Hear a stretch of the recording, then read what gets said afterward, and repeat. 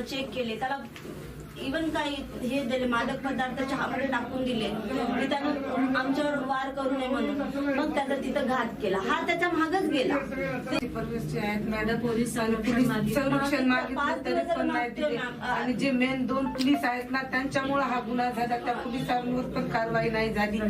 पक्षाच्या वतीने ताबडतोब आज पहिल्यांदा कुटुंबाला पोलीस प्रोटेक्शनची मागणी करते. आणि जे मेन पोलीस आहेत त्या पोलिसांना पण कारवाई नाही केली मॅडम. आणखी कारवाई फिरतायत, अज्ञात मुलं फिरतायत तिकडनं. ते जे त्याच्यातले आहेत ना, ते आणखी 4 आरोपी बाहेरच होते. तर दादानी आमची सीसीटीव्ही काय ते सांगत.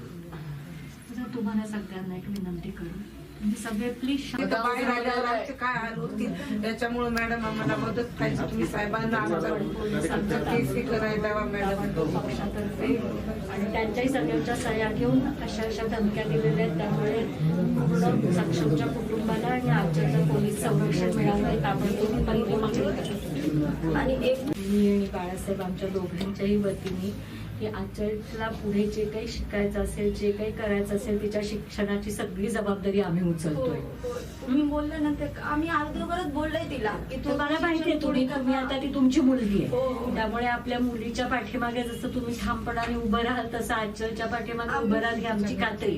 पण म्हणून मी तुम्हाला ऍश्युरन्स देते की कुठेही तिच्या शिक्षणामध्ये काहीही खोट नका येऊ देऊ, आम्ही बरोबर आहोत.